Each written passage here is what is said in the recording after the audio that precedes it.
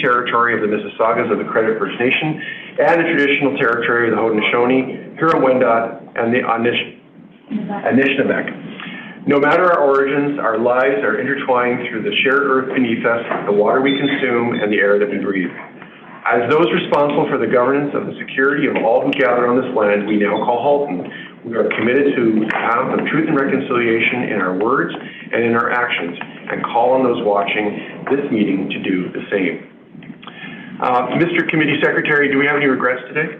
We have regrets from Ms. McKenna, Mr. Chair. Okay, and I believe that Councillor Kearns is joining us virtually? That's correct. Thank you. Members of the board, do you have any disclosures of conflict of interest to declare today? Thank you. Members of the board, I want to draw your attention to the confirmation, the minutes that were circulated with respect to our public meeting on April 25th, and I would ask for a motion to deal with those. Thank you, Samira, seconded by Ingrid. Any comments, questions, errors, omissions on the minutes? Being none, all in favor of the approval of the minutes as circulated? Carried. Thank you. We do have two presentations today, and it's very exciting to get an update on what's happening in District 1. So we're going to call upon Chief. Do you want to frame this, or is this a Roger framing, or? This is Roger. Well, just in generally, we're going to receive a really incredible presentation about one district from two great commanders that are no longer in one district, because with the degree of change we have here now. Superintendent Stewart is now in Regional Investigative Services, and now Inspector Perrin is in Burlington and has joined Superintendent Biggs on that command team. So certainly Raj will introduce the presentation. Just did. Our commitment to the board. Our commitment to the board is that each of our communities is different, and the leadership remains the same in terms of where we focus priorities, but you'll see the unique differences between 1 and 2 and 3. And so today we're going to start with one district. In the subsequent months, you'll hear about Oakville and Burlington. So today we do have Superintendent Dave Stewart and newly promoted Inspector Dwayne Perrin to provide an overview of one district. So welcome to the presentation. Thank you. Welcome, gentlemen. Congratulations on your promotion. Thank you, sir. Appreciate it. While they're loading the presentation, I'd like to say it is our privilege to be here and to give this presentation. Dwayne has, in the last year, has been my de facto second in command, the acting inspector of operations. He's done a fantastic job. Clearly, that's paid off through his promotion, and I'm happy to have him here today to co-present with me on all of the things that we've accomplished in One District 2023 and set up for success. There are new commanders there, certainly. Cole Repta is the superintendent, and Anita Leframboise is the operations inspector, and they will certainly build on the successes that we've seen and experienced in the district. So, and we're here to support them as well in that endeavor. We put together a PowerPoint here that will guide us through some main themes, and you'll notice that we've framed it up in terms of the new strategic plan. And we did that on purpose just to show clearly the strategic plan didn't exist in 23. This was a different one, but we did this so that we could show the board that we are positioned for success at a district level, certainly when it comes to the new strategic plan. So we'll start off, and the areas of focus that we established in the district revolved around the idea of putting people first. Our people, our employees, our membership, as well as the community that we are serving. I'll go through the themes here quickly that we focused on, and we will build on them throughout the presentation as well. So certainly equity, diversity, and inclusion is something that's very important to us all.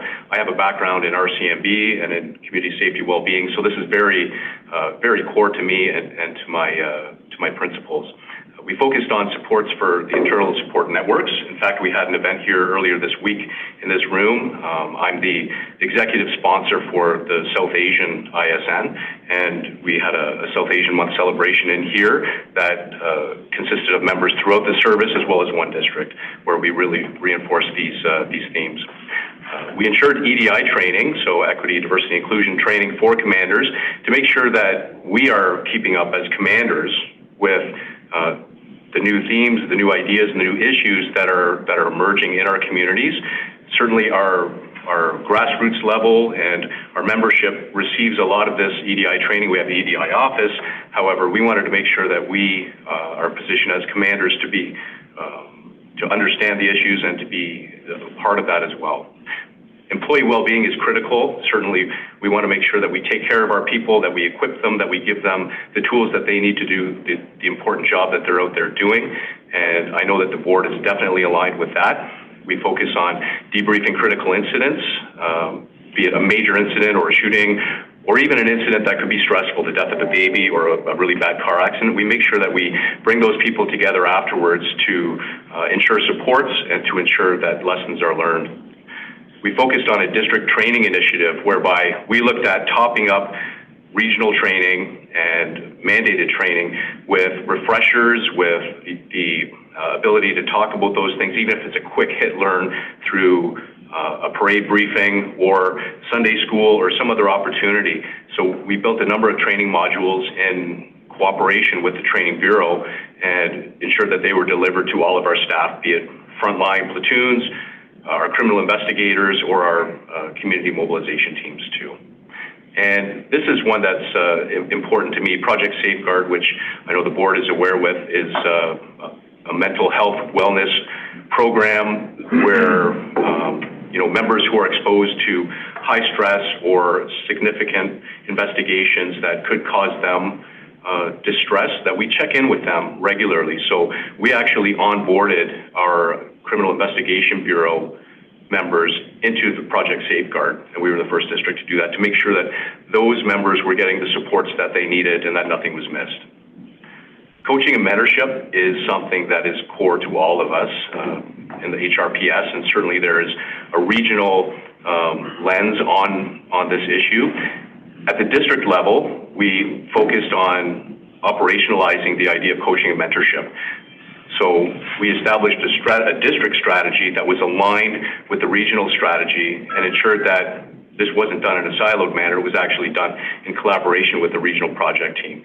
And as a result of the work that we did, Dwayne was actually seconded to the regional project team to ensure that we built on those successes in the district. We really focused on giving opportunities to folks through training, through secondments, through developmental opportunities, working on their personal goal setting and making sure that it was aligned with district goals as well as the regional goals.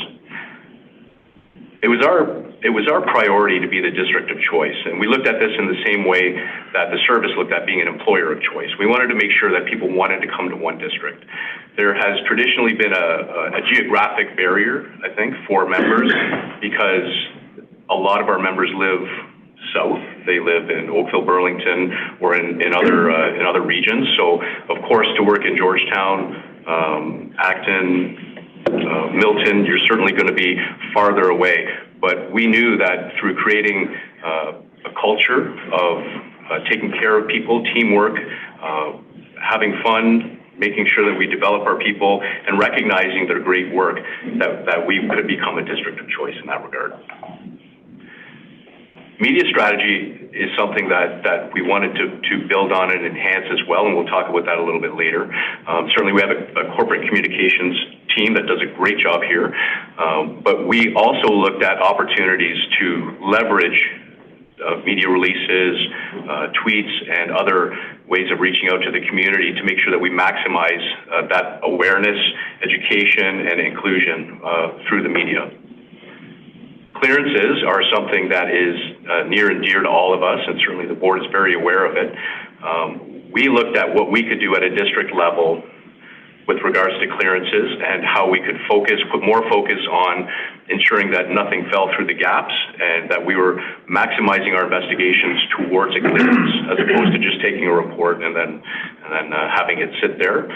Dwayne took the bull by the horns on this one and worked with his peers at the time, his peers in the other districts, and collaborated regionally to ensure that we had a strong strategy to make sure that we were focused on clearances, we had our eyes on clearances, and we did the best that we could with what we actually control. So a number of recommendations and changes came out of that effort and work towards a regional approach towards clearances. And traffic safety is something that we've always focused on. It is certainly a very important organizational concern for our community. We get thousands and thousands of traffic complaints and concerns every year, and it's something that we focus on through not only our district response team, but also having them work along our uniformed officers towards maximizing traffic safety in our community. And partner relationships. This is something that's really important to us. We focused on meeting and providing opportunities for not only our cultural, faith-based, or our political partners who are kind of aligned with us in doing the same thing, serving our community, making sure we have a safe place to live, work, and play. And an example of that was our offer to all councillors in Halton Hills and Milton to have one-on-ones with us, to come in and meet with us and to collaborate and to look at issues that are, perhaps specific to their area or a larger area such as the township.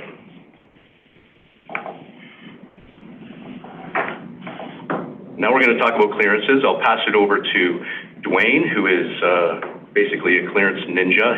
He understands this stuff in a way that I think most people can't. So he'll walk us through our focus on clearances. First off, thanks for the opportunity to present today, and certainly happy to be here and talk about clearances. We'll start off with that first, and then we'll get into a few other topics as we go along. So, as Superintendent alluded to, the first priority of our new strategic plan is clearances, but the important part for us is to really demonstrate where we came from, where we think we're going to be in the next year, and all of the work that's gone on for the last year to kind of put us in a position where we are going to achieve success in the near future. So I'll start off with kind of the old adage that you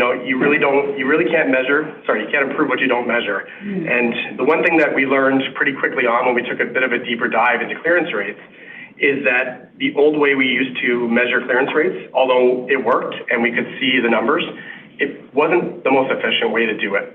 It also didn't really provide that extra level of ability to provide an in-depth analysis, looking at trends, year-over-year things, items that would really be important to us so that we can kind of project where we're going to be in the future, where's our biggest weaknesses, and then where's the biggest risks for our organization. Because the thing about a clearance is that we've always learned is that if you don't jump onto these things right away, you can lose sight of them pretty quickly. And sure enough, within a few short months, you find yourself in a position where your clearance rate is at a spot where you don't want to be, and it's very difficult to go back and try to catch that up. So I'll start off with our clearance dashboard. So this is something that we worked alongside of our analytics team who built this incredible dashboard. This was something that we spearheaded out of our one district because we really wanted to have a better way to be able to provide analytics, that we knew exactly where we've come from, where we're going to be in the next few months, and what that looks like. So as you can see on the screen, our one district clearance rate overall at the end of last year was 49%, which is obviously a number that I'm pretty proud of and all the great work that went into that number. But I think for today, the most important part for me is really highlighting all of the work that it took to get to that number, things that we've done in the background. We certainly could sit here and talk about numbers, and we can dive into those numbers if you like, and we can answer any questions you have. But I think for me, the important part is to understand how we got there. What are the things that we've done in one district to make sure that that number continues to improve and at bare minimum stays where it is right now, and that we're not continuing to decline in the future. So I'll jump into a few of these, which is really highlight some of the great things that happened. So we'll start off with coaching and mentorship. So as Superintendent Stewart alluded to, we brought a grassroots approach to our coaching and mentorship strategy in one district. And the important part for me was to recognize that that's not just about development for the officers attending calls, but it's also giving them a little bit of a background and a platform to understand what clearances are. Because historically, clearances have really only been focused on by a lot of our investigators and our specialized units, because that's kind of the bread and butter of what they do every day. But the one thing that we realized, taking a deeper dive, is that clearances have to be paid attention to by everyone, because everyone has an opportunity to focus on them and to really make an improvement. You know, we all have officers in every district that are very busy and they're attending numerous calls day by day by day. And every one of those calls they attend is an opportunity to set the stage for a clearance to happen later. Starting off with those investigative steps, things like they're attending a call. It may be a lower end call, but making sure that they take the time to do a proper canvas, because that's going to help our investigative team later in terms of solving the actual crime, which is going to help with our clearance rate. And then to back it up a little bit, even understanding what clearances are and ensuring that our uniform officers know what they are, why they're important, and why they're also important to them and not just talking in front of the board today. Because everyone has to row in the same direction if we're going to continue to right the ship of where we want to get to, and making sure that our clearance rates are not continuing to decline as we have seen them over the last couple of years. Now, building on the coaching and mentorship is with our investigative team. A lot of our officers work really hard to get into investigative spots, and they bring with them a wealth of experience and knowledge and really ethic to get to those positions. But the learning can't stop there, and it has to continue beyond there if they're going to continue to sharpen their skills. Because the one thing we realize is that every day there's new technologies, there's new ways of doing business for the criminals, there's new sophistication. We've certainly seen that with the auto theft challenge that we're facing. And we have to do everything we can to make sure that our officers are prepared and they're staying current with all of the new things that are happening. So we can't sit back and say, hey, you're in a spot now, you can kind of take it easy. We have to continue that learning process. So to do that, we developed a business professional development days for our investigators, to continuing researching, bringing in stakeholders, bringing in partners that can introduce new ways of doing business, new technology options for us, to make sure that they are always current with everything that's happening. Now, moving forward with a detailed analysis and audit. So, of course, if you want to understand exactly what's taken place, you really need to understand what does that 49% is comprised of, what's built into that number. And last September, one of my colleagues, Detective Sergeant Ron Wright from Oakville, had the opportunity to present clearances to each of you and talked about a lot of the factors and things that had gone into understanding why our clearance rate is where it is. And all of that work, we continue to partner with Detective Sergeant Wright, and we brought together all 3 districts to make sure that that analysis was going to be wholesome. And it's not just one specific district, because we certainly don't want to operate in a silo. We want to make sure that everyone from every facet of our organization has a voice and is able to bring forward their perspective. So we spearheaded that with Oakville and 1 district and 3 district as well, and we brought stakeholders from across our organization. We had every unit you can possibly imagine, from our records team to our uniform officers to investigative teams and support, and it really helped identify some of those factors, which really dictated where we're going to go and how we can overcome some of the challenges that we're facing. We've since, and I always believe that, it's one thing to identify some of the challenges and the factors that have gone into a problem, but to me the most important part is, what do you do with that information? What is your action plan? How are you going to change and evolve to continue making sure that we're doing everything we possibly can in our districts to make sure that that number stays where we want it to be? And because of that, we joined a working committee as part of 1 district as well as some of the other districts to ensure that even though that presentation happened to you last September, that work is happening continuously. In fact, we have a meeting next week to take on the next phase, and we've parceled out some of the tasks to each district so that everyone has a chance to buy in to the challenge that we're facing and really have an opportunity to be a part of the solution. Last but not least, the dashboard. So as I mentioned, that's something that was a huge benefit for us. It really just helped us identify what the problem was and kind of where we're moving forward. A lot of those items from our analytics team were really beneficial. We didn't have the opportunity to really see the problem the way we can see it now. And although a lot of the work is still early in the process, we're well positioned to continue that number. And that number is something we actually want to build on and continue to improve as we move forward.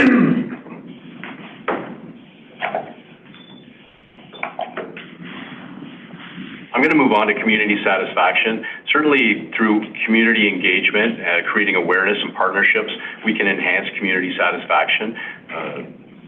These are the people that we serve, and I wanted to highlight a few of the projects and initiatives that we've done. This is not an exhaustive list by far. There's a number of them, but these were some anecdotal highlights of us engaging and working with the community towards enhancing community satisfaction. So everyone's familiar with the Halton Multicultural Council, certainly a great partner of the Halton Police, and 1 district community mobilization officers partnered with HMC towards helping newcomers to Canada understand issues, crime-related issues that are important and where they are at risk. For example, fraud, scam safety, home and vehicle safety tips, identity theft, online safety, things that may be new to them or they may not be aware of. So this was a great opportunity for our members to liaise directly with those newcomers and ensure that they were aware, and through that create relationships and trust in the police, which I think is important. We certainly know that around the world, trust in police is not as good as it is here in Halton, so we wanted to make sure that we take efforts to connect. Another great project here is a Pro-Action Cops and Kids project that our team led as well, which was called Kids and Cops Climb Rocks. And it was an opportunity to work with HMC to identify new Canadians, particularly youth, that we could engage with in a fun way to give them an opportunity, a developmental opportunity, and provide some developmental assets through our community officers to them as well. It was a very successful program, and we expect it to continue into this year. Another example is that we're very proud of is this high school first responder mentorship program. And much like the last one, this was initiated by our community mobilization officers who reached out to our partners in Milton Fire, the Halton regional paramedics as well, to work with a team of high school students who were interested in mentorship opportunities and understand what the world of emergency services is like. And they put together an amazing curriculum for the kids. It wasn't just like a little ride along. They actually participated in mock investigations. We took them to stations, to fire halls. They were able to look at, from a police lens, they were able to look at an investigation through interviewing witnesses, through the court process, and involving a mock trial, which is very exciting for them. And I was honored to be able to attend and present at their graduation that we did for them. And it was very touching because not only was it the students, but we got to meet their parents. And their parents, some of the stories that they told us, how they saw the change in their child as they developed, and more confidence and more awareness as well. So it was a very positive thing. The kids absolutely loved it.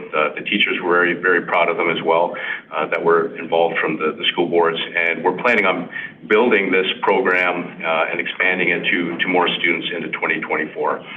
And I'd like to note that this initiative actually won a Chiefs Award at our recent awards event. So great job by all involved. Cop in a Cafe. We've heard of some things around North America. They've done little initiatives like coffee with a cop or what have you. But we have an officer that developed a partnership with a local company and worked with them to go into the schools and just, with no specific agenda, just to engage kids and just to have an opportunity to break bread and to get together and enhance those relationships. So the photo here you'll see is one of our school liaison officers who actually came from Hamilton to Halton, and I can tell you just from speaking to him, he was very impressed at what we do here and how we do it. So it just reinforces how we feel about our service. And media engagement, I spoke about this a little bit at the beginning. We wanted to look at the district, how we could maximize our outreach and how we could maximize our connectivity with our community. And certainly there's a number of ways that we do that, but one of the great ones that we can utilize that perhaps we weren't utilizing to its full potential is the use of media releases. So we put our heads together, created a localized media strategy to ensure that we were releasing information where in the past we traditionally released emergency-related information or public safety kind of information. And we looked at this as an opportunity for us at the district level to maximize that and actually provide educational components to it, create awareness pieces, and promote what we do. So the shift in focus saw us focus on, as I mentioned, education, building trust, and recognizing our officers as well and promoting the great work that our officers are doing and ensuring that those media releases are timely. Sometimes a media release may have to be delayed or considered strongly because of the investigation. But it's important for us to make sure that we release that information in a timely fashion, not a month later or a week later. We created a district liaison officer who it was kind of corner of the desk, but it was a strong focus of them to ensure that they looked at everything that we were doing through that lens of should we put a media release out of this? Is this something that we could benefit? We trained all of our officers, recognizing that at any time in the middle of the night or when the administrative component of the district isn't in the office, that they were in charge, and we wanted to make sure that those officers had an understanding of the importance of this, a clear understanding of the strategy, and that they were able to operationalize it. Other examples were the creation of an auto theft email for residents that was specifically dedicated to the issue of auto theft, and that was promoted through the media, through social media as well, and on our website too. We held town halls, and I'd like to acknowledge Councillor Samir Ali, who's here, who's a great partner of ours in the town of Milton, and we learned a lot from Councillor Ali about our community and about the concerns that perhaps we didn't necessarily understand or see at face value. And, one example of that was, we had a very violent carjacking in town that was very upsetting to the community. And it was very aptly pointed out to us that new Canadians come to Canada to get away from that. Carjackings are rampant in some of these areas around the world where they're coming from. They're trying to get away from that to come to Canada, which is a safe haven. And when these things happen, it shocks the community even more. So not only are we shocked, but our newcomers and our new community members are even more horrified. So it was important for us to connect with them, and through that, the town halls that we partnered with our councillors on, a number of councillors in Milton and in Halton Hills, were very successful at doing that. We looked at live streaming them, we looked at inviting and ensuring that we had a cross-section of the community there, and provided meaningful information to them. So that was a wonderful partnership with our town politicians and other community members. And moving on to member satisfaction. This is something that I think we all focus on. We want to make sure that our members feel valued, that they're engaged, that they're equipped, and that they're safe. So this is something we had a really strong eye onto. And you'll just notice a couple of photos around here, and I'll elaborate a little bit more. But you can see that we've taken efforts to recognize our folks. We've taken efforts to, at a regional level, with, for example, the building of the new One District facility, to make sure that they're housed and equipped with what they need. And we also focused on trying to highlight the team family kind of vibe in the district and enhance that a little bit. So through our attempt to be the district of choice, we focused on a number of pillars. Recognition, making sure that we recognize our officers and the amazing work they do. We do that through a Commander's Award, Pinch of the Month we call it, Commander's Coins and certificates to recognize outstanding work, through recognizing that work through media releases as well, and performance file entries, ensuring that we also involve our civilian members who are extremely valuable and helpful in community safety, to make sure that we recognize them and celebrate their successes and contributions as well. And we have a designated recognition board, like the other districts do as well, where we regularly post celebratory information about our folks and the wonderful work that they're doing. We included a photo wall in our station towards bringing people together, and it's not like necessarily like a magazine type photo wall. It's photos of folks just doing their job, having fun, collaborating, working together. We were very respectful in the way that we did it. We made sure the members were supportive of their photo going on a wall and what they were doing. It was professional, of course, and that it was fun, and that's an important thing. We also posted quotes from citizens. Throughout the year, we get so many notes and so many letters from citizens, who will tell us how we changed their lives or how we impacted their families. And we thought it was a good idea to post those around the station to show people, this is what you're doing, this is what you started for, and this is the impact that you have. Sometimes the negativity in the world that we all see can be somewhat overwhelming, and we wanted to try to counter that. And I think we it was certainly a huge success for our district and our members, and they were very happy about it. Another anecdotal example of that was one of our members suggested that we create messaging in all of our cars. Of course, there's a computer in the car. When it starts up and you go onto it, we actually had a page created that says, "Remember why you started." And that was a quote that really resonated with us. When we all started, we wanted to help people. We want to keep people safe. We want to enforce the laws and do the right thing. And this was just a way to reinforce that. As you go on in tenure, sometimes people can get jaded or they can get brought down, and we just focused on lifting people up.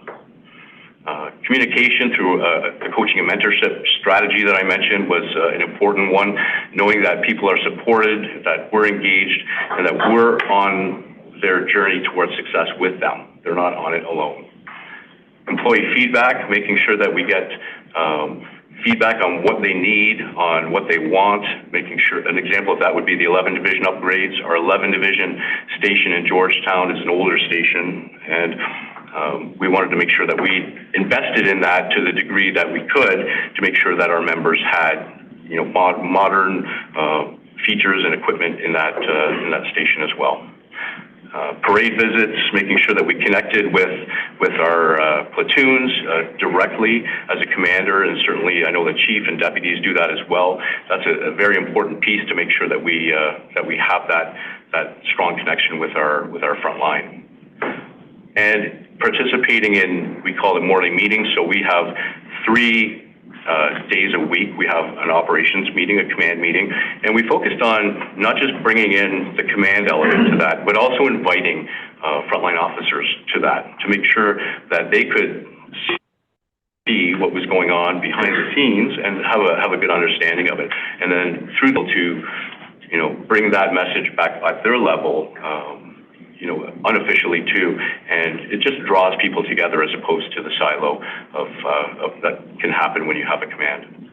And looking at employment opportunities, making sure that we support secondments, that we support the opportunities for our employees to develop and to expand and to grow. We've looked at task force opportunities for special projects to bring frontline officers in and work on that.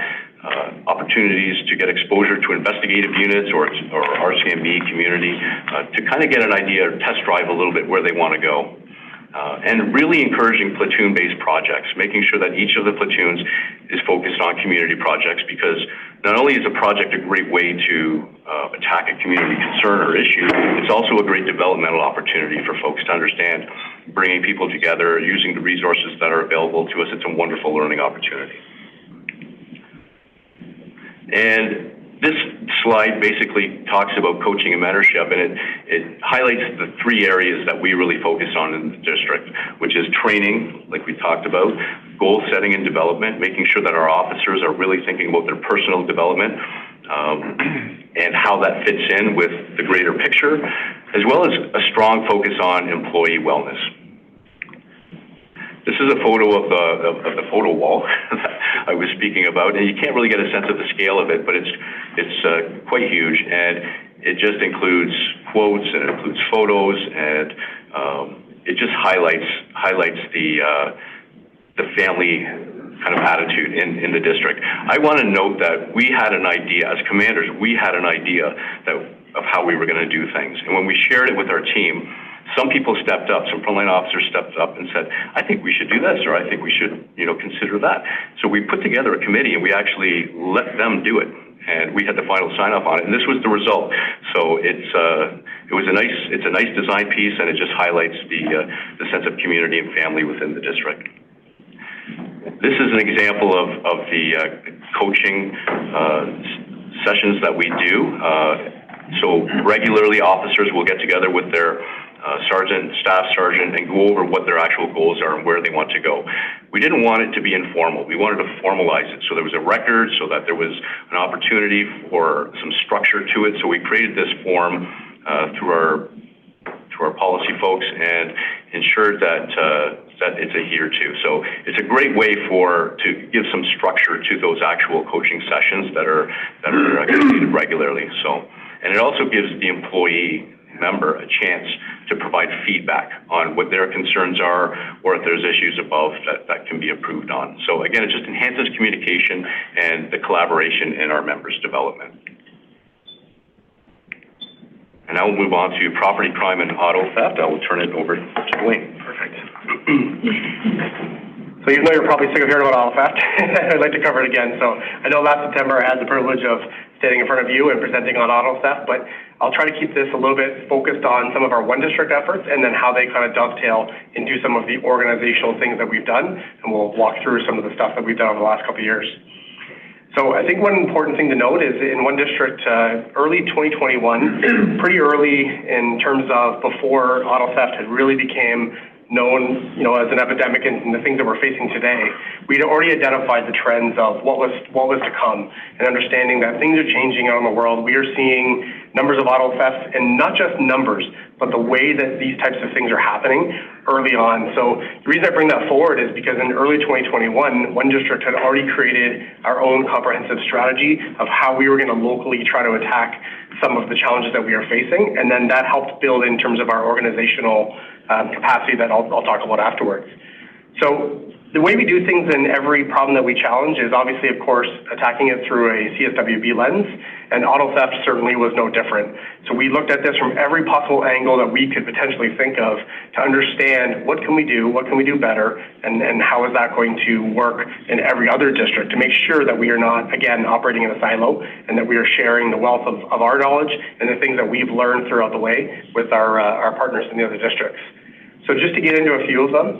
So we started off with realizing that, auto theft is important to us because we see it every day, but that doesn't necessarily mean that our community is aware that this is happening. And sometimes it's easy to get focused on how many auto thefts are happening and thinking that our community is actually aware of the problem, when that wasn't always the case. And I certainly know that it is more now, but in early 2021 and 2022, and right into 2023, it was surprising to me how many of our residents didn't actually understand that auto theft was becoming an epidemic. So that was our first step. How can we challenge that? How can we get the word out and educate our public to make sure that they understand? So we put together a detailed communication strategy, and we worked alongside Julie and her amazing team and our corporate communications team to build out a program where we can do everything we can to educate our public. So as Superintendent Stewart alluded to earlier, we used some of our conventional methods, media releases, social media, to make sure that we are letting people know that auto thefts are happening not just in Halton Region, not just in the GTA, but more specifically in their area that they live. That way it kind of provides a little more context to say, hey, I actually could become a victim because this is happening. We took an early step. We actually personalized letters, which we individualized to every member in Halton in one district that had vehicles that were going to be targeted, because early on in the days, the list of vehicles that were being targeted was a lot more narrow than it is today, which was an advantage for us. And it was a great opportunity to connect with our members. And it wasn't just a blanket statement that we sent out. We actually personalized them individually so that member knew that we were thinking about them specifically, and also trying to build that education and recognizing that our community is our first line of defense. We really need to work on this together. We can't police our way out of auto theft, and we need our communities and our residents to take action as well to try to help prevent some of these things along the way. Last year, we were able to, through one district, we started off by building, again with Julie's amazing team, building a landing site, a brand new webpage that's devoted to auto theft. So that was something we spearheaded alongside Julie and her team to ensure that we have an opportunity to provide a place for our residents to go. Because, of course, they've got questions and what can they do? What types of vehicles are being targeted? What are the areas in which these thefts are happening, and how are they happening? And really the whole idea of this was education and prevention. The more information we get in their hands, the better it was going to be for our jurisdiction. So that was a great opportunity for us to build that, and I think we were actually the first in the GTA to do that, which was a great opportunity for us, and I know a lot of the other services followed suit, which was great. Along with our communication strategy, I know Superintendent Stewart alluded to our town halls. So again, to pass on the thanks to Councillor Ali, that was actually the first town hall we had completed in one district. That was actually hosted by Councillor Ali along with Councillor Kalki. It was a great chance for us to actually come out and connect. And truthfully, we hadn't looked at that as an opportunity previously. And because of the success of that first one, we actually had about 75 residents show up, correct me if I'm wrong. But because it was so successful, we started hosting those regularly, and we actually ran 4 different town halls last year in one district alone. It was an amazing opportunity for residents to come in, and the numbers started to grow and grow and grow as word of mouth came. And for me, it wasn't just about education, but it was also about transparency and accountability for us. Because it's not easy to stand in front of the room, and I know Councillor Ali will attest to this, to answer some tough questions and being put on the spot and answer those challenging things that residents understandably want to ask. But it's important for us to do that and to be able to stand up there in front of that room and be accountable for the things that we are doing and maybe to answer the things that we are not doing and give a voice to all of our residents so that we can actually let them help drive some of our solution. And that was a great opportunity for us, and we found significant success with it. We also worked alongside of our community mobilization team, recognizing that a lot of the individuals that were committing auto theft are our youth, and trying to understand how they are being recruited into these criminal rings. And is there a chance for us to provide an intervention there? Can we work with our high school liaison officers and provide education in terms of what's going to happen if you make that ultimate decision, and trying to prevent them at the lower age when we have a chance to make a significant impact? And we had some great success there as well. We also, again, plugging Julie's team again, we dedicated 4 pages in our annual report, and that's the first time I believe we'd ever had a spread that large dedicated to auto theft. And I know I worked with Julie and our team did it up in one district to, again, get the message out and understanding that if we're devoting this much time to it, it's because it's important. It's important to us, and we need to educate and continue to jump on board and try to attack this from every possible angle we can. Now, of course, the one important facet I would say for auto theft is our investigative strategy. Once we've done everything we possibly can for our prevention stuff, we need to focus on the investigative piece and actually apprehending those that are committing these types of crimes. So together, we started to realize in one district that this was not something that was just happening to us. And I don't mean just in the district, it was happening to Oakville and Burlington, but it was happening in the GTA and out the province and all across Canada. And realizing that these types of thefts are organized. They're sophisticated. It's not, the typical 16-year-old that's taking a vehicle to go joyriding. These are funding organized crime. And recognizing that, it means that we need to have an organized and sophisticated attack to try to solving some of these crimes as well. Now, previously, we had a one district team, and the other districts did as well, that would focus on auto theft specifically for our area. But realizing that we need to be organized and sophisticated, we need to bring resources from across our region to make sure that we are throwing everything we possibly can at the problem so that we are attacking them at their level and not just aiming at the youth that are actually stealing the cars on the lower end. So from one district, we actually proposed and we spearheaded the creation of the Regional Auto Theft Task Force, which I know you're all familiar with. And that was a one district initiative, but it had amazing support from both Burlington and Oakville, which was awesome to see. And we brought together auto theft investigators from across our region to make sure that we've got the best of the best to try to attack a problem that is probably something that we've never faced before. That was amazing. We had incredible results over the past year with our task force. I know you're all well aware of them. I know there were hundreds and hundreds of criminal charges laid. I believe we arrested just short of 100 individuals last year. And again, not targeting youth, but actually at the higher levels of these organizations and really trying to dismantle and disrupt some of these groups that are operating within our borders. Because of the success of the task force that we had led, we now have created the Permanent Organized Crime Strike Team, which is amazing. It was a great chance to prove the concept that we need to attack this from a regional level. And because of that, we've now found success, and we're going to continue to find success and really put ourselves on the map in terms of our response here in Halton specifically. We also focused on training, because the one thing that truthfully was a little surprising to me was when we educated our public, we also started to recognize that we need to do a better job of educating our front lines as well. Because even though our investigators are seeing the reprogramming type of auto theft, we didn't always do a great job of educating our brand new officers that are actually out on the front line seeing these things. So we took a step back and thought we need to develop some training. We need to implement that training to our uniformed officers, because they are going to be our front line of defense in terms of recognizing things when they're conducting traffic stops or they're responding to calls, and actually understanding the signs of what an auto theft actually is, because that's changed, of course, and evolved over the years. So that was a great chance also to build their own development and, again, provide another platform of training for officers. And then last but not least, partnerships. So the one thing that we did in one district as part of our task force as well is realizing that, again, we can't police our way out of this. We need all hands on deck, and that doesn't just involve our policing sector. So we had created partnerships with our Crime Stoppers Bureau, and I know I presented alongside Chair Knoll as well to the Global Automakers of Canada, which was an incredible opportunity to partner and really just have our voice heard by other facets of the sector that also play an important role in auto theft.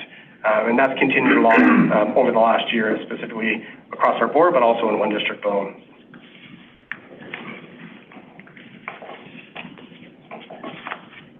Perfect. And moving on to our final priority note, enforcement and intervention. We want to highlight road safety. Road safety is something that is critical to all communities, and we've recognized that here in Halton. There is a diversity of issues within our region, and certainly in the north end, we've got the whole spectrum. We have dense areas, we have very rural areas, we have roads that are, jurisdictionally might be the OPP or might be ours. So there's a lot of factors for us to consider in that. Our district priorities with regards to traffic safety, road safety are highlighted here. They are aggressive driving, careless and distracted driving, impaired driving, and commercial motor vehicles, which is definitely an issue of concern in one district. In doing that, I just want to note some statistics here, and I think when we look at how we're enforcing and how we're, the issuance of meaningful traffic enforcement, not just statistically, but actually looking at really focusing on those high-risk road safety behaviors, as opposed to just, writing low-level tickets or administrative tickets. The focus is really on us paying attention to the areas of concern where people are getting hurt and people are getting killed. We want to make sure that our vulnerable road users, such as youth and cyclists, are taken care of and focused on. And we do this not only through enforcement, but through education, through engagement with our partners in the region and the towns as well towards traffic engineering. And at a district level, when we look at our statistics and we look at our level of enforcement, we don't just measure like a provincial offense notice. We want to measure effort. We want to measure officers getting out there, conducting traffic stops, doing proactive activities, as opposed to just responding to accidents and writing tickets. And our officers really bought into this, and it was a strong focus to the point that every operations meeting that we had 3 times a week, we focused on what we were doing and the efforts that we were doing in regards to traffic safety. And this just highlighted the importance of the issue on a regular basis throughout. And I think we were quite successful. You can also note that at the bottom of the slide here, it says over 170,000 engagements on social media. That's very important to us because when we're putting out information on social media towards traffic concerns or issues or the high, flying anecdotal stories, that's a great way for us to connect with the community and reinforce the importance of traffic safety. And finally, I want to talk about protest and demonstration response. We're all very well aware of the protests going on around the world, and certainly there is a local impact. And we had quite a few protests. We had a huge spike in protest activity throughout the region, but particularly in one district. And in 2023, we had 18 of them, which equated to 334 police officer hours. We were fortunate because I think it's because of how the engagement happened with our officers and with those who were protesting. Without taking an adversarial approach, we took the approach that these folks have a legal, lawful right to protest, and we want to make sure that they're safe and that other community members are safe in that process, how that happens. So that was what we highlighted. But I want to note that it was really our district response team, which also does traffic, that had to take the lead on this with regards to the social issues. So it was a balancing act, and I'm proud to say that we were very diligent about maintaining our traffic enforcement and still focusing on that while we also had to focus on this issue. So We saw a regional increase in this, and I think it's important to note that we didn't address this concern in a silo just from a one district lens. We worked very closely with our other commanders and our other district response teams throughout the region to make sure that we were aligned. We noticed some gaps in understanding, training, education with regards to protests because we haven't seen a lot of that activity here in Halton. So we identified partners externally and internally with other police services in the legal community who could help us really understand the issue, and to that end, we spearheaded an educational opportunity where all of our members in the service were invited to attend a training session that was done in cooperation with the Training Bureau.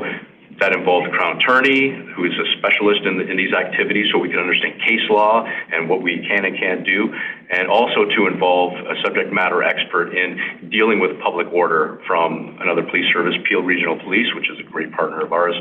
And to that end, our officers received top-notch training in understanding this issue and being armed with the information and the awareness and the legal component of dealing with these. And to date, I think that has really, really paid off.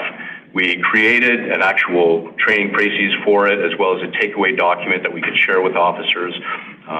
Our duty officers, so our senior leadership, was invited to the training as well, so that they could understand it from like a duty officer lens and a command lens should something actually get out of control. Fortunately, it didn't. So this is an area I think that we do need to focus on, and it's an area that fortunately we were well positioned to evolve and to react and deal with it. So that's the presentation. I'd be happy to open it up to questions or comments, but we took a little bit of a different approach, as I mentioned, in looking at how we're moving forward and how what we've done dovetails with that. And really, we wanted to show some anecdotal pieces of what our folks are doing out there and how they're doing it, because it just highlights the day-to-day things. We always say it's the little things that matter. It's the little details that matter. We all have great, huge projects going on and huge initiatives in the one district build, but the day-to-day things that our women and men and folks are doing out there every day is amazing, and we're thankful for them, and this is a great opportunity for us to celebrate them and highlight some of their wonderful work. Thank you. Well, thank you for the presentation. That was incredible, very fulsome. Thank you for your work, and also when we first saw this morning, we were actually wondering who's going to be presenting today because of the recent change. I said, I see the PowerPoint, that's going to be Dave. So anyway, it's great to see. Thank you very much. I'm sure there's questions. Members of Samira, first up. Your team. Your former team. Yes. Thank you, Mr. Chair. Thank you to my team for a great presentation. Thank you for the shout-outs. It wouldn't be possible without your help and assistance, and you took hundreds of questions that day. I commend you on that. You took your time. You went on for 2 hours. But, end of the day, the community just wants to be heard.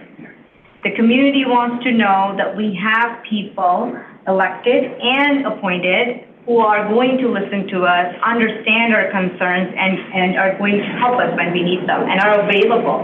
So, and you did all of that day. So thank you for that. I just have some comments to add and a question in the end. And I really want to thank you for the increased media releases. I have noticed that personally, and that actually has helped me in a very tangible way, because the emails have lessened, okay, with questions that come to me about, something that's happened in the street down my house or in anywhere in Milton. So I thank you for that. What it actually helps with most is dispelling rumors. The rumor mill is strong, especially when it comes to mommy groups, daddy groups on Facebook, and it just catches on like wildfire. So your media releases actually kind of put a stop to that and mitigate that before it happens, because the information is right there. So if someone's just trying to, create drama, your information is right there to dispel it with the accurate instance what happened. And that really helps us elected people manage the damage. So thank you for that. And I really appreciate the stats and the numbers that you have shared. I can tell you that in my experience being an elected person and doing town halls on various other municipal issues, the world is changing, media is changing, how we connect with our community is changing. I feel like now is not the same old methodology. It doesn't work anymore where, you just put something out there and you expect the people to show up. You have to go where the people are, and that's what you have been doing with your town halls, with your media releases, with your emails to residents. You're finding them where they are, and that is the key to success. Information is our currency here, and I think that is amazing that you're doing that. My only question is that do you intend to come to our local town council to present this? If not, please do. Yeah, we definitely will be going to each of the local municipal councils. Yet to be determined who will actually be doing those presentations because of the changes, but we certainly will be in Milton as well. Perfect, thank you. Thanks, Samira. Further questions, Navneet? Oh, great presentation. Thank you for sharing all the insights. Great initiative that you guys are doing with the high school students and the youth. I just had a question. I was a part of a roundtable before with the EDI team, but in the past, there's been challenges with having officers in the schools, with the school boards. Is there any update on that, or is that moving in the right direction? Because I see you guys are doing some unique initiatives, but is there more response from the actual school boards to do more things to engage youth? Because we see that the youth are the ones that are getting dragged into some of these criminal activities. We have the school liaison officers in our community mobilization bureaus that are embedded in each of the districts, and they take on the liaison role with local high schools, for example, both from all boards, and are very involved on that level. We've kind of retracted from the elementary school level at the decision of the boards. However, we still have great relationships with those boards in engaging and in responding to crime or concerns or what have you. So I don't. Just to top that up, obviously we have a Catholic and a public board. The public board is a bit more welcoming at this juncture. We continue to navigate some of the conversations and global issues with the Catholic system. Certainly, we're not going to stop knocking on that door. Staff Sergeant Ryan Snow and Inspector Bruce Dixon from our Regional Community Mobilization Bureau kind of oversee that area, and they are very astute at giving us updates and where we can advocate outside in different circles to ensure that some of their executive understand the importance of us having a presence, a positive connection, and so a little bit of disparity at this juncture, but we continue to press into that space. You raise a great point because one of the core focuses of community safety and well-being is that upstream intervention, and this is exactly what it is. It's about getting upstream with youth, for example, before they get exposed to certain behaviors or risks, and as well as new Canadians coming in as well, and supporting them in that, making sure that we establish those relationships upstream before there's a crisis, and that's something that's very important to us. Okay, yeah, no, it just came up. We were in a roundtable. Kurt and I had the pleasure to with Sergeant Nakara to meet with some people from the community, and there was actually a teacher in the group, and they were saying that there has been challenges. So it's good that you guys are trying to be persistent because that's really important. It's important. Fred, do you have a question or comment? Yes. Thanks very much for the presentation, guys. You mentioned the balancing act, Dave, between traffic safety and public order. And I'm just wondering, did you learn from that, or are you going to make any changes in your structure or assignments as a result of that, or are you going to change your approach for the next time? Because I'm not sure that dichotomy is going away, right? No. I think certainly before the issues with the protests and the demonstrations happened, we revisioned our traffic enforcement insofar as certainly all of our officers on every platoon, every frontline officer is responsible for traffic safety as well. But having a dedicated unit that we call the district response team to really be the drivers of traffic initiatives and safety at a district level is very important. But we also looked at that team and because of how we were deploying them, that they could also be a quick reaction team for a school shooting or a significant incident or crisis, where they would be able to respond to that immediately, because that team, how they're scheduled, is typically available on a regular basis in the busy times of the day. So we ensure that all of those officers, for example, were trained on C8, on less lethal. They had all the equipment that they needed in all their cars so that they could deploy, not in a tactical way, because certainly we have an amazing, emergency services unit, but as a first responder to be available and to be out there. So that actually helped us when we had to deal with this issue, because they were available and they were able to redeploy to effectively deal with those issues. When I say a balancing act, it does take them away then, of course, from their traffic enforcement duties, which is something that we've got to deal with. It is certainly not ideal, in that, but it was a very effective way for us to deal with those issues, as opposed to just relying on frontline officers. Also important is that because they were involved in dealing and navigating with these protests, 18 of them, they developed an expertise, a comfort level, and an awareness of how they would interact with those folks who were lawfully protesting, and to work well with them. We had set up a liaison position as well, where the staff sergeant who's in charge of our community mobilization was the person who would deal directly with the organizers of the event, the people who were kind of in charge. And then the sergeant of our district response team was the boots on the ground, who would liaise with whoever the person in charge at the event was, if we could identify one, and deal with them directly. I can just build on it. It's a great point, because the game has changed. I think global issues are going to continue to have a local impact, and we can't compare year over year, because it's going to continue to evolve and change, and so should we. So as we move into budget season, feels like we just finished it, but we're moving right back into it. We're going to be looking at having conversations with the board to understand how we manage the new era of global unrest and the local impact, the need for us to provide adequate and effective policing. There's something on it today about service agreements and the accessibility of public order units. We're going to have that conversation about us moving to a stage where we can self-sustain and provide the service that our community expects of us. So it's a great point. It's not lost on us. And without a change, we're going to see a significant drop in traffic service-related activities, because we just don't have the bandwidth to deploy in that regard if it's all hands on deck, because you have hundreds of people coming to do a protest, and our responsibility for public safety in that regard. So thank you for that. One of the challenges that we saw at the grassroots level was in policing was every community is experiencing this. So to try to draw on resources from our partners, they're dealing with their own protests and their own issues, which are very similar, which was a challenge for us, definitely. Right. It was just a few years ago when the convoy occupations were happening, most communities were saying, oh, it'll never happen here. A quick turn.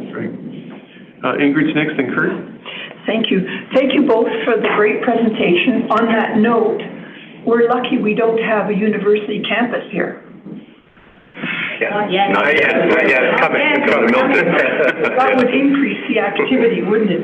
I just have a couple of questions. You went through the great lengths of doing the personalized letters on auto theft.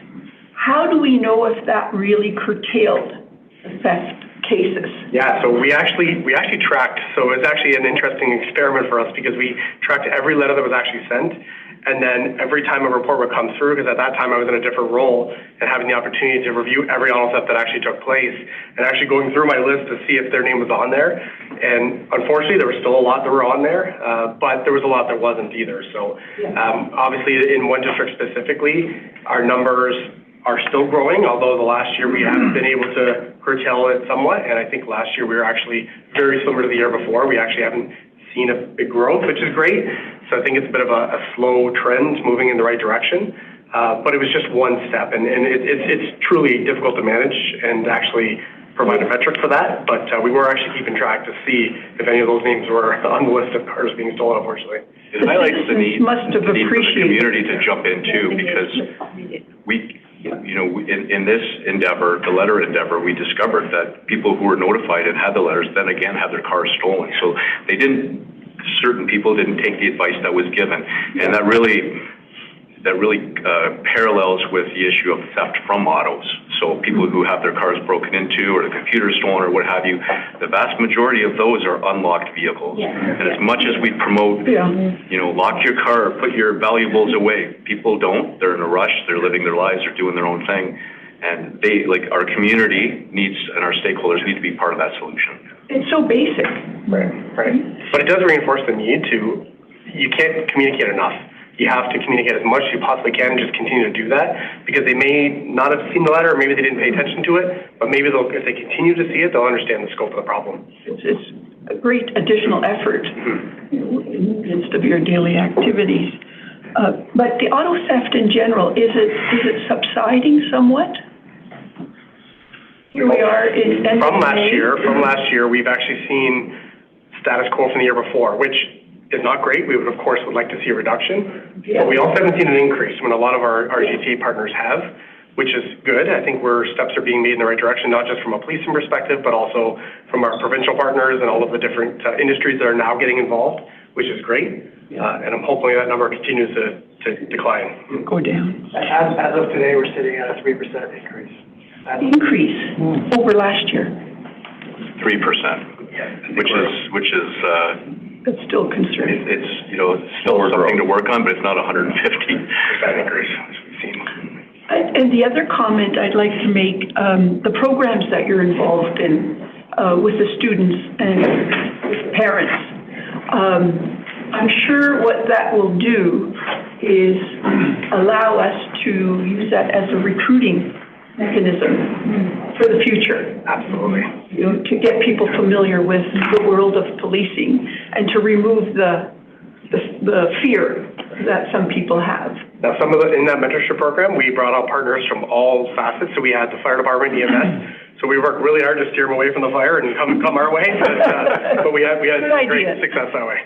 Yeah. Anyway, we support it. It's all about swag. You have the right swag. That's right. You get better tools. The really cool thing about that program is that those students who were involved in it weren't originally interested in policing per se, so they weren't already streaming towards that. They had perhaps not even considered it until they had the exposure and the awareness to it, which I think sparked some keen interest in something. I noticed at Police Day this year, fire people were not represented, whereas last year they were here. So. A lot of silence coming from that side of the room. Comes the word, right? Must be budget cuts. Thank you. Thank you. Kurt, you have the floor. Well, thank you very much. I've seen a lot of presentations since I've been sitting on this board, but I have to tell you that this one ranks very near the top. It's not the best one that I recall. There's so much fertilizer in this presentation. What I mean by that, things that you're doing to find ways to connect. I think in the true sense of community, whether it's youth and the ways you're finding to connect with youth that maybe are in some ways getting around school boards, or others that might not want that to happen or see the wisdom in that happening, you're having success there. One of the things I want to make sure I say is the linkage to the strat plan objectives that I saw here is amazing, and I think it's something that we should continue to focus on as we hear from the other districts, because I think how that's being accepted, the importance that is being given to it, the understanding, if it's there or growing, is important as we go forward. That's really all I want to say. I just think the leadership that I'm seeing here is impressive. And if you could take this and multiply it across our services, which I'm sure is happening, multiply it across policing in this country, we wouldn't be talking about auto theft the way we are today. And one thing I would say is we have more than one counselor in this region of ours who perhaps could take heed in terms of providing the leadership and assistance to have more of these meetings take place, because I think there's a place for them. It's obviously not every community is the same, and maybe the hunger or thirst isn't the same in every community, but the public still is wondering, or was wondering for a long time, what's happening. So kudos, thanks, great leadership, folks. Thank you, sir. Samir, do you mind if I just ask a couple quick questions, and then I'll come to I'll just echo everything everybody else said and save the time, except I do want to really call you out on, and thank you for having your presentation so nicely dovetail with our brand new strategic plan. That's really important to the board. I know Kurt just mentioned it, but I just want to really accentuate that point. That's really important to us as a board. And I think to the public as well, so they can connect the dots. So thank you for that. Just a couple of questions about specifics in your presentation, just things that intrigued me. What is a platoon-based project?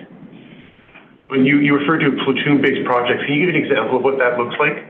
Sure. So if there's a community concern that's raised, perhaps it's vandalism or perhaps it's a hate crime concern, whatever it is, we'll at a grassroots level, officers can identify, they're the feet on the street, they're out there dealing with the calls. So oftentimes officers will identify a community concern that is not just a one-off, it's something that would be better tackled strategically through a project. So we have a project methodology where, you know, we look at resources when the issues are happening, involve analytics, and then develop a plan, a project plan to deal with that issue. So it could even be a traffic-related project. It could be a concern with, you know, commercial motor vehicle offenses in a certain area where they're not allowed to be, and then we would develop a project. We don't want to direct all the time. We want to make sure that we give our people opportunities to evolve and grow and take on those initiatives. So at a platoon level, often they'll develop a project, and it could be related to vandalism at schools, or it could be related to, you know, perhaps a prowler in a certain neighborhood that's been about, and they will connect with the other platoons through their platoon staff sergeant to collaborate to ensure that all of the platoons are working on that similar project. So it's an amazing experience. I've gone through it before throughout my career at a constable level and a sergeant level, and it's an amazing opportunity for you to really get a better understanding of tackling crime and addressing community safety, and it just sets you up for success and promotion and career development and enhancement. That's the one thing that really piqued my imagination, is the leadership building that you're doing there for strengthening those opportunities for advancement. Investigative professional development. Investigative professional development. How are you doing that? Is it just strictly internal resources, or are you looking for external resources too? Like external as well. Yeah, I know that when we were interviewing in the past external candidates for command positions, I noticed a lot of them came back with like training at Quantico, for example, and things like that. Are we still doing that kind of thing, looking for new techniques from your best practices? Definitely, yeah. I'll give you a couple examples. So in one district, we reached out to a couple partners. We had members of our OLG team come out and actually teach us about how they do business, how they track things, whether it's a breaking out that happens where lottery tickets are taken, and how we can resource them, what kind of tips we can use to actually trap things. Now that everything's online, people are scanning their lotto tickets with their phones, we can actually provide that capability for us to be able to track those individuals that way. So that was one aspect of that training. We also had people from our OPP behavioral sciences team come in and talk about risk assessments. And even though that's their responsibility to do that from a higher level, it gives an opportunity for every officer when we're looking at maybe a prowler that's breaking into houses. We can actually do some of that assessment ourselves to understand, do we need to focus more resources on this person? Is there a higher level of recidivism? They're going to continue to commit these crimes. And it really gave us a whole new context that we haven't ever really truly looked at before. So we'd actually prefer to have external partners. It's probably a different voice than ours to hear from, and it's a great way to connect and build those relationships outwards. I'm thinking specifically, that's great, and that's what I was hoping to hear. I was thinking specifically about the trend we just talked about, so the increased number of protests and public order issues. As was indicated, we did have to deal with those to a large extent before. Are we leveraging experiences in other jurisdictions to better understand them and to deploy resources in our communities? Yes, I know further to what Superintendent Stewart alluded to, we brought the subject matter expert from Peel in, but we also used that training as a chance to do a focus study on some of the challenges that Toronto had, and in terms of optics and considerations and things that maybe hadn't gone the way that they would have preferred them to go, and actually using it as a case study so that we can learn from those things. Every time there's an opportunity for us to unfortunately look at something that maybe didn't go so great, we always jump on that and leverage that as best we can, because that's the only way we're going to learn, but it also provides better context for officers. They've actually seen firsthand in the media, unfortunately, officers getting, criticized and understandably so, and it hits home with them better. It gives them a better understanding of what they could be facing.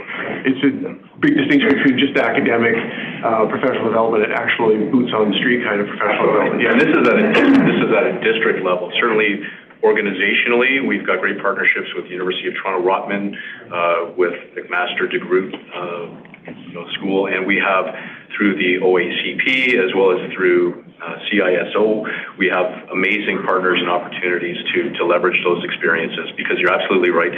None of us are going through this alone. Like, we don't need to rebuild the wheel. It's already out there. There's solutions and strategies that are out there. So that collaboration, multi-sectoral and in the policing community, is critical. Just a couple of quick call-outs. I want to acknowledge and thank you for the work on the website. I was particularly excited to see that. I had actually, as one member of the board, I won't say the word complain, but suggested strongly we needed to have more than the 40-second video up there. So that website's a terrific resource. I give it out all the time to the councillor. I'm sure Samira and Lisa are the same. It's a great resource. Thank you. Greg, could you clear the presentation just in case Lisa wants to jump in, because I can't see the Zoom. Obviously, the youth stuff is fantastic as well. The one-on-one meetings with counselors, I'm so glad to hear that, because not to self-aggrandize the role of counselors in communities, we really do hear a lot of things sort of leading edge. We can see things ahead of time from our constituents who mention something that seems out of whack before it actually becomes a significant issue. So thank you for doing that in Ward 1 and in District 1, and I'm certainly hoping that we can expand that in other jurisdictions as well. I mean, you're moving to Burlington, or moving to Burlington, so certainly out there. But thank you for that. Thanks for the presentation again. I'll move on to Samira. You have the floor. Yes, thank you so much. Second time comments.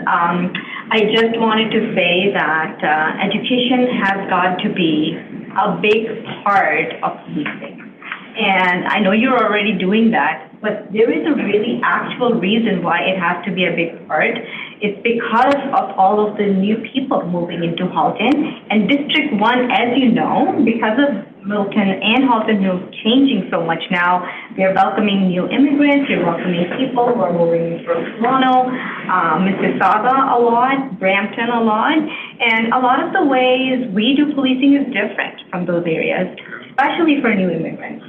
So education has to be big, just not to dispel any taboos that people might bring with them as baggage, but also to let people know how we do things here, what is allowed and what is not allowed, and what people's rights are. Sometimes people have rights, but they're too scared to approach the police because of some back home baggage that they bring with them, or understandings that they bring with them. So I just commend you for focusing on education, but it will have to be a big part of the budget and the work that you do. And the next question is perhaps to you or perhaps to the chief. It's a loaded question, Chief. It's coming your way. Thanks for the warning. So this is, of course, about auto theft. And recently, you may have heard about Project Odyssey with Peel Police. And within 7 months, they were able to recover 369 vehicles, and they laid 322 auto theft charges. Now, one of the things that concerns me is that they made 16 arrests and 10 additional arrest warrants were issued. But out of these 26 people, 14 already had outstanding arrest warrants. So you see where this is going. This is going towards bail reform. And right into the local MP. Yes. So really, when I read all of this, it is, of course, alarming as an Ontario resident as a GTA resident. But I know that something similar is happening in Halton as well. So this is your opportunity to share with us and people who are watching what can be done at the federal level to kind of provide those necessary tools so that all of the monies we are giving you additionally for this year, let's say the budget was extra, and we did that so that we can provide that extra safety our community needs in light of this artifact epidemic. But all of those efforts our officers are putting in, all of those energies, the strategic plans that we're putting in to combat it, is it even useful when at the federal level there are no tools that we can utilize to stop it at the ports and to make sure that people who have been arrested stay where they belong, which is in the jails. So I just want to know your comments on this. Well, it could be an hour, but certainly start with the Port of Montreal has been the main driver of some of the economics behind this for organized crime. So 80% of the vehicles that are stolen in Ontario are destined for the Port of Montreal. CBSA is present there sometimes. They have priorities for export. They don't have a lot of priorities. They have drugs and firearms. We're not an exporter of firearms. 90% of our crime handguns are imported and smuggled from the United States. I don't think we're exporting them to England or somewhere. So they need to refocus on auto theft. I find it absolutely incredible that you can put two 10,000-pound vehicles in a container and CBSA can't tell that there's cars in there. So they need to have scanners and X-ray technology so that they can look at every container as it goes into Montreal. And they're talking about putting one in the next little while at one of the railway modals in York region, I believe, not Brampton. It might be Brampton's. But those modals a lot of vehicles are going there on shipping containers. Federal government should be looking at individuals that are exporting these containers. Sometimes they are shipping companies. And if they're exporting stolen vehicles, they should not be able to export things as a business. CBSA has to reprioritize and put some resources in the ports. There's actually a report done on the port in Delta, which is really the Vancouver port, recommending, it was done by a retired deputy commissioner of the RCP, recommending that the port police be brought back. There used to be port police standalone enforcement officers at the ports. The federal government did away with all of that years ago, I guess, and the recommendation is that they be brought back. I would fully support that. As long as the impact on those people that are arrested is so insignificant, yes, there's going to be no deterrent to auto theft. Young kids often. I think over 50% of the people arrested for auto theft are between the age of, and in Montreal we talked about this, between the ages of 12, so that's an exception, and 24 or 25. So you have young people, sometimes youth, who are even less dealt with by the criminal justice system. They're in and out. They're anecdotally, sometimes young people who are arrested and have to spend the night in jail get almost like a premium paid to them, which is sort of, I don't want to say Donald Trump hush money, but it's, if we give you extra money, you might not say something about who contracted with you. So it's so organized, and there is no real penalties.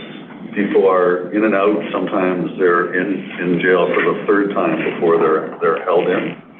And as long as that continues to go on, the profit and the money that people are making off of this far exceeds the penalty. So that's got to change.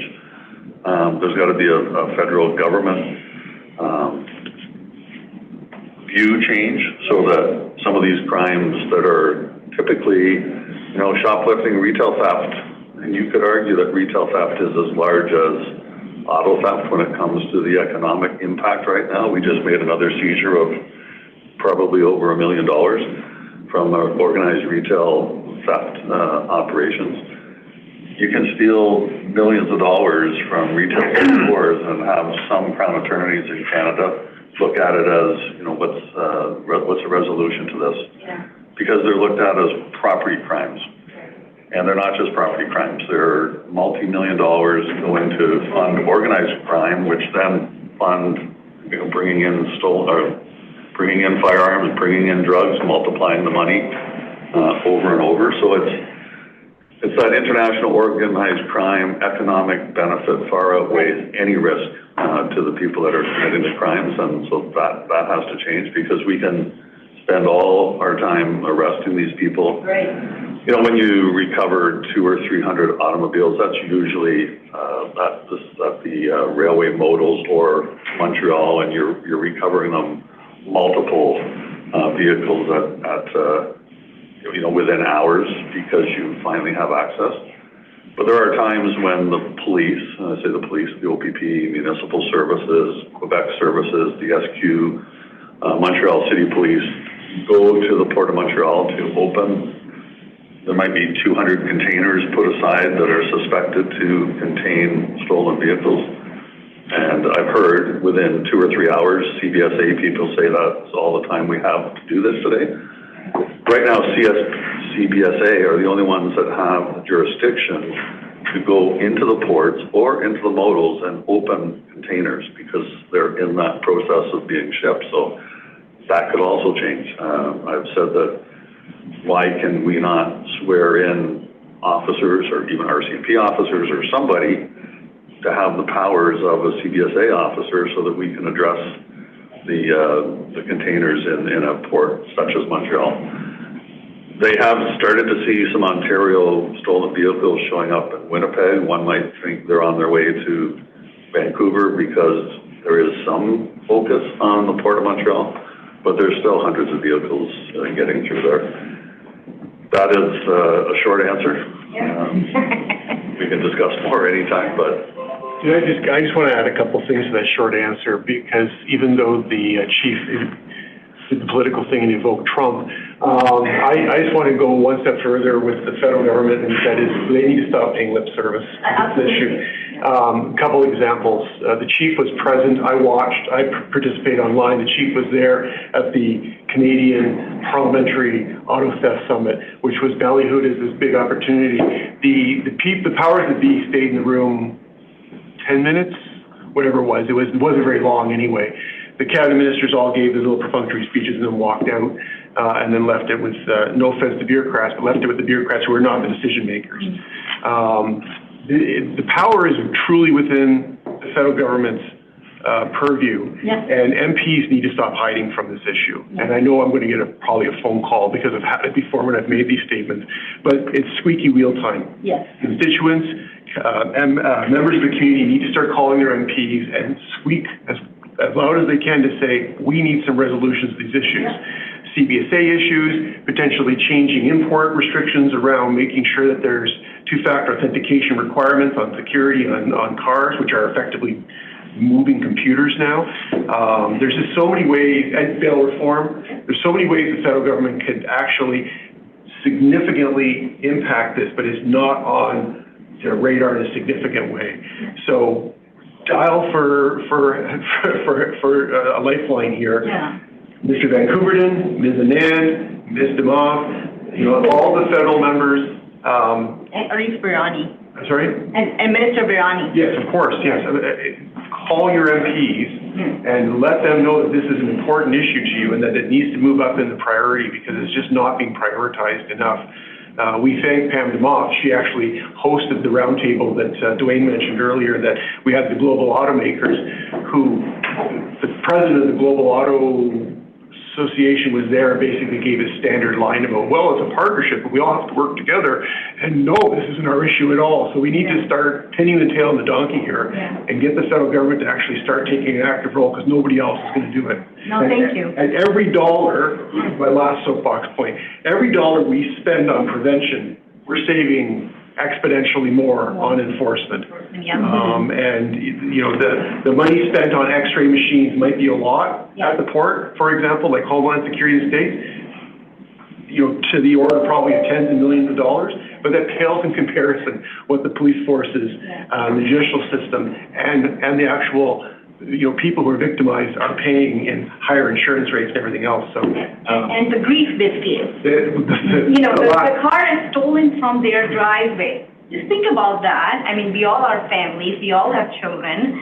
The feeling you get after that. Was I being watched? How did they know that I had just left the car? I went inside my house. It's a significant victimization that has an impact on quality of life.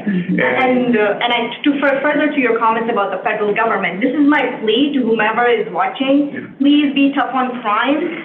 Your poll numbers are so bad. This is a low-hanging fruit. Do the right thing, and people might thank you for it. I think they would thank you for it. I'm just going to go, Lisa popped up on the screen for a moment. I'm not sure, Lisa, Kurt, did you have a question? And then I'll go to Kurt. Okay, we'll come back to Lisa if she pops back up on the screen. Kurt, you have the floor, sir. Well, I can't hold myself back. It's clear to me that I guess I'm the senior citizen in this room. Probably by more years than I'd like to admit. But I think this is no question in my lifetime, this is the biggest failure, I think, in terms of allowing the victimization of hundreds of thousands of people. I mean, not small numbers of people, like hundreds and hundreds of thousands of people who are feeling the pain of this victimization. And for perpetuating a culture where there absolutely are no consequences for doing wrong. And I just have never seen anything of this kind in my lifetime in this country. I never thought I would, quite frankly. But there is an election coming, and we have to look for accountability somehow. Because this is not the country we want. It's not the culture nor the society that we want as Canadians, I don't think. But we have to do something about it. And, as much as people point the finger at local police and local this and local the other thing, it's a bigger problem than that. And I think we as a board understand that. You're in a tough position where we know that at so many levels, institutions and governments are failing us. And you're a victim, but there are hundreds of thousands of people that are having a tough time. When you wake up in the morning, your car is gone. I just got my insurance renewal, and that's a surprise too. It's a bit of a shock, right? Because we're all, at the end of the day, what our government isn't doing for us, we're paying for out of our own pockets. Right. Well, that's it. Thank you. Thank you. There was a nerve touch there, clearly. Chief? Well, and I do want to add because District 1 stirs up. Because I usually do say this, and I said it again in Montreal. Every one of these stolen vehicles is a potential fatal accident waiting to happen. They're ramming our police cars. They have no regard for our officer safety or citizen safety. There is an individual I know of who was charged 3 times over a 2-month period, was out and committed another crime and killed multiple people. I will talk about that more in camera. But that happens. So this is not just property crime. It's a huge organized crime issue, and it's a public safety issue. And all that money is coming back in the form of guns. And drugs. And drugs, Okay, thank you for evoking an emotional response. Terrific report, guys. We really appreciate it. Good work, and good luck on your new assignments. Kurt, you have Chair, I'm just wondering if we should have this annually or every. I think that's the plan. I think the plan is to have a district report on a regular basis. Each district once a year. Yes. Awesome. Thank you. Are we starting with number 1? Thank you.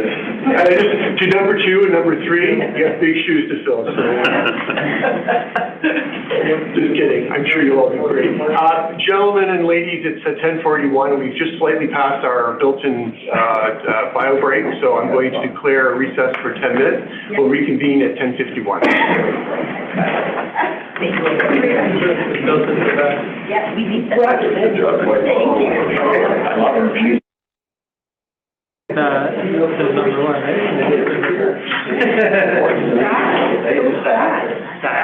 Yeah. our own MP added your